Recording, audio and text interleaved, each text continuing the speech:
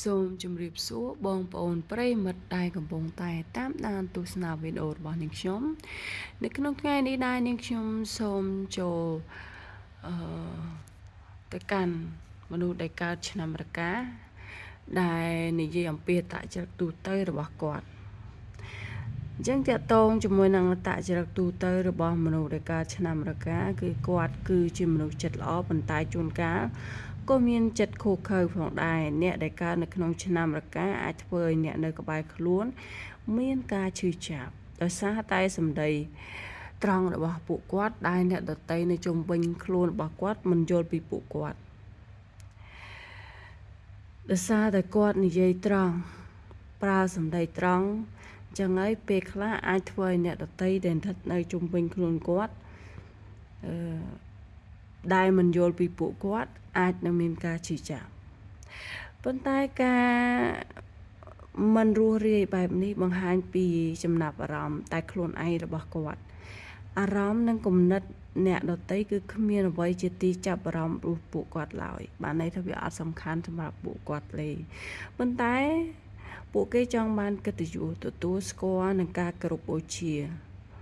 ចឹងបានន័យថាអ្នកដតីផ្ដោតគំនិតឲ្យគាត់មិនសំខាន់ទេតែគាត់ចង់បានការគោរពបូជានិងការ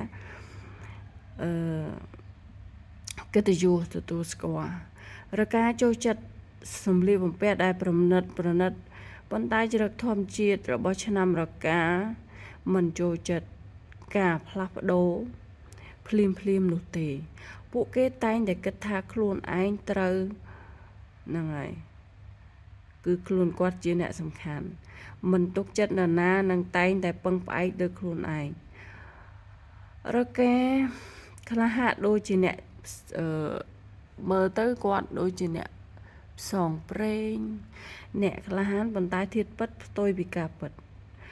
ពួកគេមានភាពក្រអឺតក្រទមហើយជាញឹកញាប់អួតពីព្រឹត្តិការណ៍ដែលពួកគាត់ឆ្លងកាត់និងបានរស់នៅពួកគេជោគជ័យនៅក្នុងក្រុមធំជាងក្រុមស្និទ្ធស្នាលឆ្នាំរកាឧស្សាហ៍ខ្លាំងណាស់ពួកគេចង់បញ្ជាក់បានន័យថាពួកគាត់ចង់បញ្ជាក់ច្រើនជាងភាពខ្លាំងរបស់ពួកគាត់ប៉ុន្តែពួកគេមិនចូលចិត្តមូលហេតុដើម្បីឧស្សាហ៍ព្យាយាមព្រោះពួកគេគិតថាលុយមិនងាយធ្លាក់នៅក្នុងហោប៉ៅរបស់ពួកគេឡើយប៉ុន្តែភាពជោគជ័យបានន័យថានៅតែបន្តភាពជោគជ័យរបស់ពួកគេនៅក្នុងបញ្ហាអាត្មានិយមរបស់ពួកគេហើយពួកគេតែងតែអាចទទួលបានអ្វីល្អបំផុតរបស់ខ្លួនឯងអញ្ចឹងឆ្នាំរកាស័ក្តិសមបំផុតសម្រាប់វិស័យឧស្សាហកម្មវិស័យកសិកម្មនិងវិស័យធនធានមនុស្សចំណែកនៅក្នុងរឿងស្នេហាវិញរកាព្យាយាមខ្លាំងជាងអ្នកដតីជារឿយពួកគេ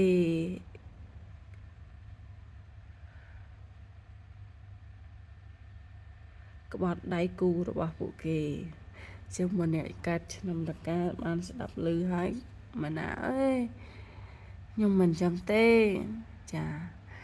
ខ្ញុំធ្លាប់ជម្រាបប្រាប់អ្នកនរគ្នារួចហើយថាវាគ្រាន់តែជាជ្រុងមួយនៃឆ្នាំតែកាលតែប៉ុណ្ណោះតែមានមនុស្សខ្លះគាត់ថ្ងៃផ្សេងខែផ្សេងម៉ោងផ្សេងអញ្ចឹងអត្តចរិតរបស់ពួកគាត់ក៏ទៅតាមនឹងដែរប៉ុន្តែពួកគេស្មោះត្រង់ណាប៉ុន្តែពួកគេស្មោះត្រង់ចំពោះការបោកប្រាស់របស់ពួកគេទេ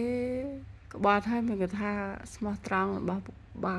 ការបោកប្រាស់របស់ពួកគេអាហ្នឹងចង់និយាយថាអ្នកខ្លះគាត់ស្មោះត្រង់គាត់និយាយប្រាប់តាមត្រង់អញ្ចឹងណាគាត់អត់លាក់លៀមអីចឹងទៅអញ្ចឹងអរគុណច្រើនសម្រាប់វីដេអូនេះតាក់ទងជាមួយនឹងអត្តចរិតនៃ មនុស្សដែលកើតនៅក្នុងឆ្នាំរកានិយាយអំពីអត្តចរិតរបស់មនុស្សដែលកើតឆ្នាំរកាទូទៅក៏បានមកដល់ទីបញ្ចប់ត្រឹមនេះអរគុណច្រើនសម្រាប់ការតាមដានទស្សនាវីដេអូរបស់នាងខ្ញុំបើសិនជាចូលចិត្តសូមជួយចុច like ហើយបើសិនជាចង់តាមដានទស្សនាវីដេអូរបស់នាងខ្ញុំជាបន្តសូមជួយចុច subscribe ឲ្យផងអរគុណច្រើនសូមជម្រាបលា